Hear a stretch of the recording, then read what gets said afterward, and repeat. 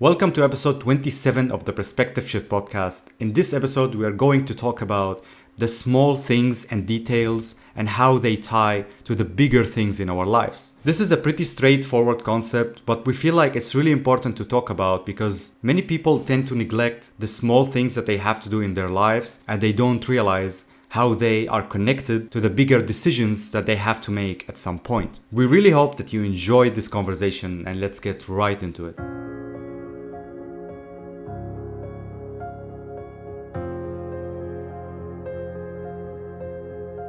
So this is something that I've picked up when I was younger, in my teenage years. I don't remember who, from, how, why, or even when, to be honest. I tried to remember, but it didn't work out. Nevertheless, it was about how small things matter a lot. And when I first heard that quote, or the sentence, or the explanation about it, it felt genuine, and it kind of like resonated with a part of me. But at the same time, I never understood the real meaning behind it until years later. And then somehow it became one of those core beliefs that you adapt from other people, you know. And I've started believing in it, trying to pay attention to small things, and telling myself that small things matter a lot, for whatever the reason there is. As time went on, I came to realize, or more like my core belief adapted to another perspective from the same point of view, which is if you don't care about the small things, you won't care about the bigger things. Like the way that you treat your small things is the same way that you treat the more important things. Okay, but It's in a sense like at some point I also adapted it to another. So like it was a whole journey of a core belief that kept on adapting to different situations in my life. And at some point it became like it's like you're asking your friend for a small favor, you know? And they say no to this. And if you ask them for a big favor, would they actually say yes to that? that's what I wanted to ask you. Like, can you elaborate why that is? Like, since this is your idea and you kind of you resonate with it more than I do. It's something that I have, when we talked about a couple of days ago, it's something that I have recently started to realize. But you have realized that way longer than I did. So I just want to ask you, can you elaborate? How does that work exactly? Why do the small things matter for the bigger things later in life? I guess. Like, how does that work exactly? If you want to look at it like from a psychological point of view, you know what? We're going to take a different approach, which is the one that I prefer more. Have you ever seen the movie Limitless? Limitless, sure. Limitless, the guy that takes a drug. Mhm. What's the first thing that he does after he tries the drug for the first time? I don't remember. The Like, very first thing. I don't remember exactly. Limitless was the guy that takes the Yeah, drugs. yeah, I know, that but- makes his brain go like, I don't know how speed. But An I don't hour? remember the first thing The that he did. first thing that he did. So he was an average guy, your run of the mill guy. If I remember correctly, jobless or had not a good paying job. His house was full of trash, chaotic, a mess. Didn't have any order in his life. The first thing that he did when he took the drug for the first time, was clean his room, clean the small Okay. details. And if you look at it in actually many other movies, or even series or shows, a character that is, of course, being run down or getting in a bad situation or whatever, and they start to try to change their lives and start to aim to get better. Start with their surroundings. Like, The first thing they do is clean their rooms, their surroundings, get a little bit of system, get their shit together, get their shit in order, and not everything messy. And this is how I look at it. These are the small things in life. So when you start caring for the small things, it kind of reflects how your brain is functioning. So if your brain is chaotic, and you're a chaotic person by nature, then everything around you is going to be in chaos. sure. Yeah, yeah. And- That resonates. When you start getting things in order and you start trying to change things in your life, that's when you're going to start getting the things around you in order. Why? Because your environment kind of reflects who you are. Sure. Just like, that some of your 5 closest friends will say who you are or will reflect where you're Yeah. going to be in 10 years, for example. And I look at it the same in small things. So look at it like this. Say say you're cleaning your room. This is a small thing for me, for example. And when you're cleaning your room, you're not paying attention to how you're cleaning your room, and you're not cleaning your room probably. But you're just doing what I guess the average guy does, is make your room look clean without actually cleaning the room, which is mean you're just cleaning the areas that are visible to you and visible to other people. But the areas that are, I don't know, like under the bed, in some corner, you're just ignoring them. Mm-hmm. Then when it's going to get to something bigger, which is like you're building a house or you're renovating your own house or something. Even how you're dealing with people, to be honest. It's going to be the same, because then you're just going to renovate the areas that people are going to see. And then the areas that no one is going to see, you're not going to renovate them. You're just going to leave them the way they are. And that's like, for me, at some point, I started repeating that mantra for myself, which is how we do anything is how we do everything. Sure. That makes a lot of sense. And like I told you about my LSD trip a couple of days ago, where it was really a mess for me, and I had to deal with a lot of shit where I was just not listening to music, not doing anything, just me and my thoughts, and I had a lot of dark thoughts to deal with. And at some point, I just started to clean the house, and I decided I was just angry and frustrated and having so many emotions, and I decided to clean everything, like in a way that I've never done before. Like usually, as you said, like make something seems clean, even though I'm not really cleaning the details or like the corners and everything. And when I think about that, even when I think about my relationships or my job, I'm also like half-assing the job. Like I'm pretending and showing that I am a good friend or that I'm a good worker, but innerly I'm just half-assing the job. I am pretending I am not interested that much, and that was really obvious to me during that acid trip. And when I cleaned the house, when I put more effort into it, I started to notice that I was dealing with my thoughts in a better way as well, and I want to put more effort in my friendships and in relationships and just everything that I do. I want to put more focus into them, and that started by the cleaning that I did. If I didn't do the cleaning, I will still be in that chaos and mess that I just don't know how to deal with. So I think that's a pretty good example to maybe demonstrate what you're saying. Probably. And it's something that I've realized recently. You can also look at it like this, like, I don't know if that's how it really works, but for example, like that's something that I've heard many, many times online from different podcasts, I don't know, interviews or something like this. And it kind of made a lot of sense for me. And it's like, it's about dating relationships. And they take one of the metrics to determine whether somebody is actually looking for a life partner and they're looking for a long-term relationship where they can start a family with this person, whatever, by how much effort they're putting into the small things. Yeah. So, like, for example, if you walk into somebody's room and the room is a mess, or the house is a mess and they're not cleaning, and that tells you a lot.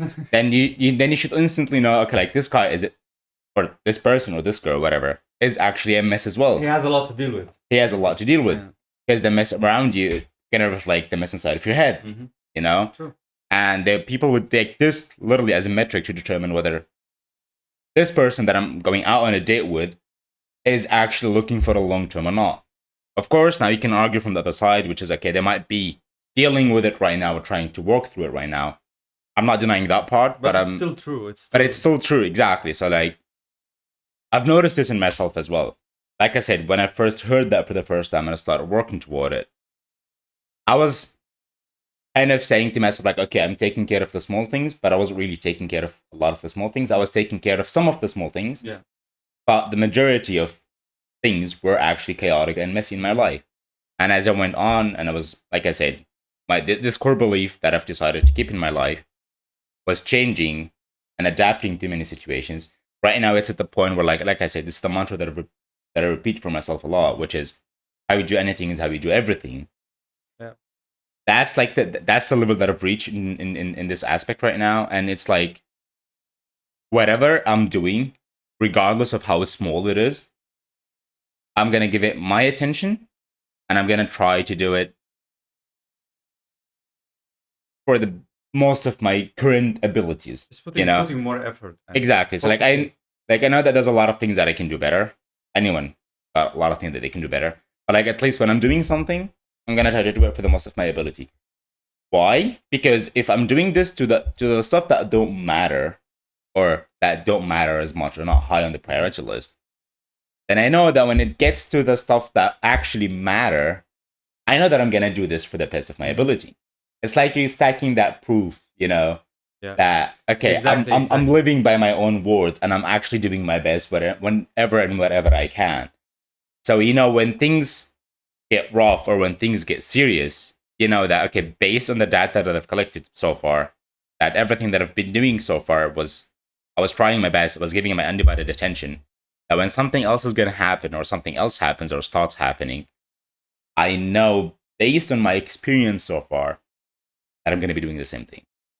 I think you can apply to that to other areas as well. Like even if you want to conquer a certain fear or just expose yourself to things, exposure therapy. Like, why is it important to start small? Like, Baby steps. if you have social anxiety, like I do, maybe you can start by smiling to old people, talking to the cashier, doing these small things that are eventually will make it much easier and much more natural to talk to the people you want to talk to the girl that you're looking at, or whoever the person that you want to approach. It becomes much more genuine. And if you don't do these first steps, if you don't talk to these old people and the workers, then it's not gonna seem that genuine. It's gonna be obvious that you're kind of forcing yourself and that you're anxious and you're not sure what you're doing. You know what I mean? So I feel like it's you can apply it to anything you're trying to do. Why it's so important To to about start small. everything in life. Even the book Atomic Habits, maybe you can summarize it in this sentence. Why Even the small things matter. compound Yeah. effect. Yeah, exactly. It all goes back to the same point. Why the small things, the small details, why details matter. And remember when I used to always be in conflict with you when we talk about details, that hey, I don't really care about the details. It's just a personality thing. And I was just masking something, I guess, because I think the details matter no matter who you are. You know, like taking So care of I the look at it details. like the details matter. So you know how a lot of people would say like, okay, I don't care about the details of this thing because I'm not interested in this. That I believe that this is true to a certain degree. I notice it in To a myself certain as well. degree. To a Exactly, I certain notice in myself when it's something that I'm genuinely not interested in. I don't want to know anything about this topic, for example, or like how doesn't matter how much I talk about it, it doesn't interest me that much. Then I wouldn't really care about the details that much. I would still care about them to a certain degree. So like I want to know the details of this or how to do this correctly. But a lot of people use that as a mask, as an excuse. as an excuse, as a mask because they don't want to admit to it. Yeah. Okay, I don't care about these details because I don't care about this thing, even though they care about this, the matter, the thing, whatever it is. But they don't know how to care about the small details, so they start using this as a mask or as an excuse to escape from the small details. And then, like I said, like you can look at it. You remember when we said that take people at face value? If someone doesn't care about the small details in their own personal life, which in my opinion is such a huge tell-off about people, then you instantly know that if you're taking them at face value, that this person wouldn't care or wouldn't try their best when things matter the most. Yeah. So I don't know who came up with this example. It was, I guess, on Chris Williamson's podcast, I guess. I don't know. But somebody was asking, it was an interview between, doesn't matter. Doesn't matter. I genuinely don't remember. But regardless, it was an interview between two people. And one of them asked the other what the question was like, imagine you were in the desert for days. No, imagine you got drafted or something and you just like, you went to a place far away and you wanted to call somebody who you would know that they would get the job done.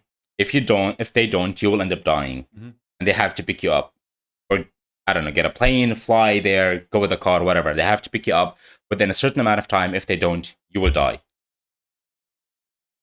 Would you ever, if you were in that position, that situation, would you ever consider calling a friend that you know is almost always late, that you know doesn't really care about their well-being, they don't really care question to ponder on, about, I don't know, the surroundings, the rooms, the this and that, because you know that this is a life or death kind of situation, and you wouldn't even try calling anyone who, you know, wouldn't really try the best. So you would always look for the friend that tries their best.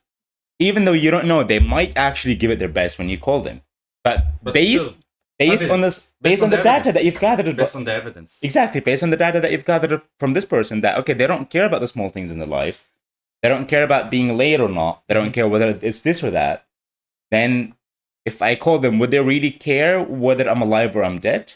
You know, and it's kind of these. I look at it like these kind of situations or these kind of questions are what tell you, or kind of give you a guidance about what matters more, or maybe where you should put your attention. I feel like this is also connected to the, for some reason, I've been hearing this all around me nowadays, and I even wrote it on my wall that you should trust the process. But you can take it in the same angle that if you gotta trust the process, you gotta have evidence, something that you have been through or your friend has been through. You have tested him in certain situations that are maybe smaller, that he is trustworthy, that he is willing to do the thing, that he is there for you. So automatically you will trust him when there is a bigger thing, where, as you said, a life or death situation. Okay, based on this evidence, I trust this friend that he will, what's the word? Like he will rescue me or he will be there for me. And yeah, so if you haven't tested him in these different situations, then you wouldn't trust him in this other situation as well. So it's all about the evidence. And I've got a problem here with the terminology first and with the approach. Sure. I don't like the way that tested him because subconsciously, like not necessarily. you don't need to test. This is something that I'm coming to realize. You don't need to test people. It's You not- genuinely don't. I wouldn't say that you Because- test them in the beginning, but like after a situation, okay, oh, this is such a good friend, you know. It's not like before it you do it on purpose. Okay, Yeah, I'm yeah, gonna test but- him right now. It's. I don't look at it like that. You need to test people. Mhm. You know, things will reveal themselves, and trust me when I say people show you who they are every single day. Mhm. But sometimes we just don't pay attention, and sometimes we lie to ourselves. Sometimes we sugarcoat the people too much, Yeah, and yeah. sometimes we downgrade the people so much. Mhm.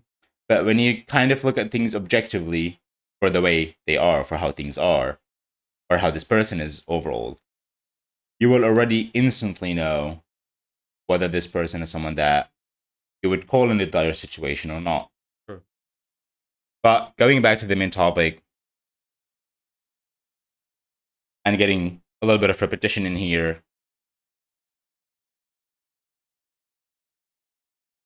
what makes you think, since you're starting to pay more attention to small things right now, what makes you think that a lot of people don't do this? Like, why do you think a lot of people don't pay as much attention to smaller things and smaller details? Oof, I would say because they think it doesn't matter. Like that's what I used to think, and like for me, it didn't start by genuine understanding that small things matter. It only started because I read the book Atomic Habits about starting small, and I was just applying what the book said, and it worked. But I was still not under the complete understanding that small things are everything. This only came recently where I have this genuine understanding of it. So I think most people just don't realize why these things matter and why they influence the bigger decisions in your life. I would just say just a matter of ignorance, I guess. And that's not an insult or anything. Like we're all ignorant about a certain thing. And I think it's just something that people will realize with time. Like even if you tell them these small things are gonna affect the trajectory of your life, they're not gonna necessarily listen to that until they experience that as they get older. When you're like, I don't know, 25, 30 years old, and you look back and look at how the small decision that you taken have affected where you are right now and the way you think and the pattern that you go into. So I would just say it's just a matter of a lack of understanding, a lack of genuine understanding. I feel like people also tend. It's always easier to ignore the small details. It's always easier to. You can make a decision on a snap, like, oh, this is not a life-threatening situation. This is not gonna change my life, so I could just do something else. Exactly, and that applies to everything. Because if we were just getting stuck in loops here, I would say it's about the instant gratification, delayed gratification, in a sense. not Like- necessarily, not Like, necessarily. if you have the mentality of the delayed gratification of working on things for years, then you kind of understand how these small things that you're doing every day will affect the future. You know, This is if we tie it to the compound effect, I guess. maybe, yeah, sure. but they're really small details. I look at it like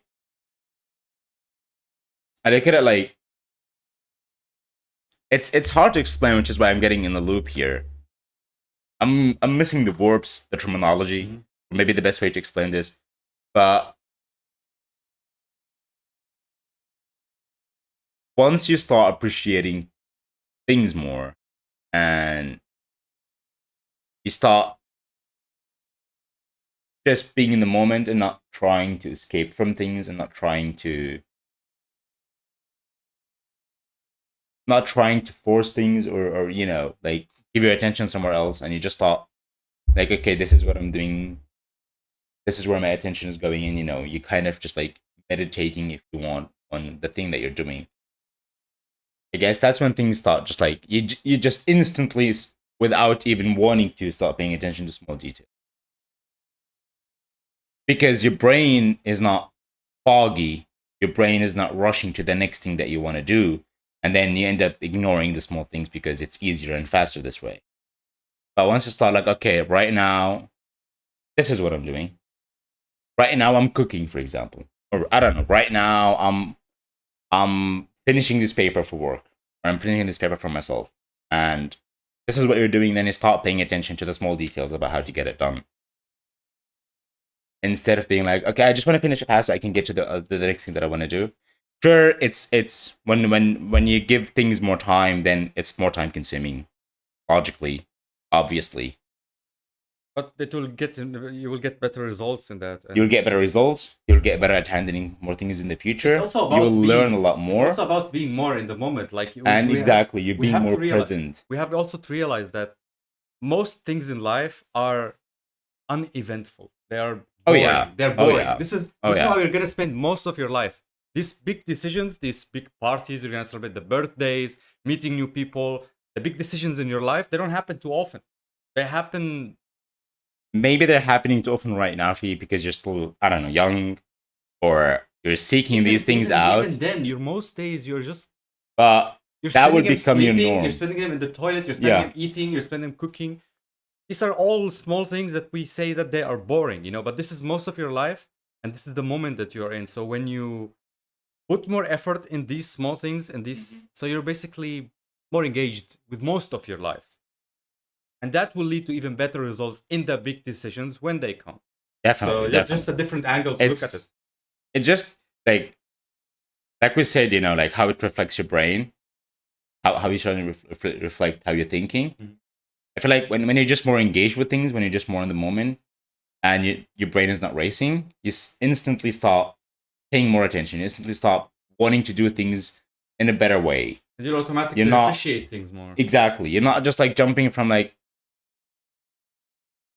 right now I'm having my coffee. I have to finish my coffee fast so I can get to the next thing and start rushing into it. But in this sense, just like, I'm having my coffee, and you just enjoy the coffee, which is a little bit, maybe the example wasn't that good. It is good. It's good. But regardless, like what I'm trying to get to here is, when you look at things, they're all interconnected. Absolutely.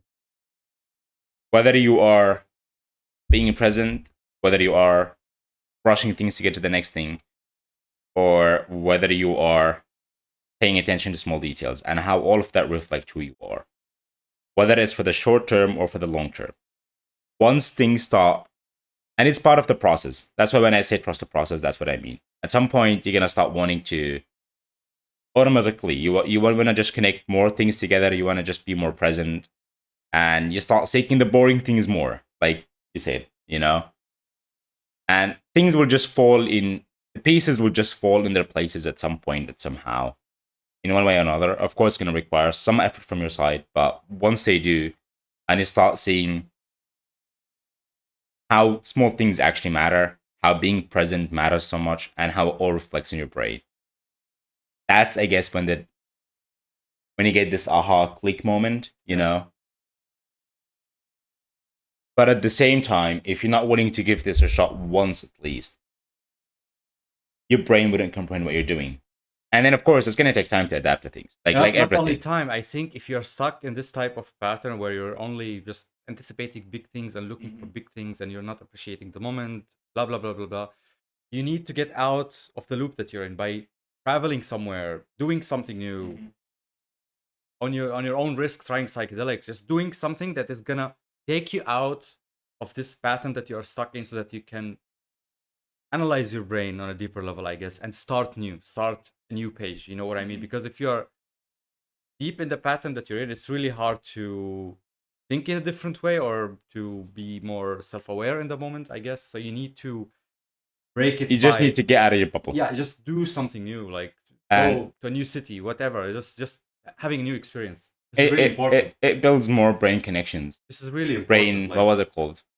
Brain neuroplasticity. Neuroplasticity. Thank you very much. I cannot underestimate how important that is, to try something new, so that you can build a new pattern, so that you can adapt something new in your life. If you don't have new experiences, that's really hard to do. So yeah. Okay, so you have anything else to say? I don't. Nothing is coming to my mind. I think we covered everything. Yeah. If you have reached the end, thank you so much for watching, and we'll see you in the next episode.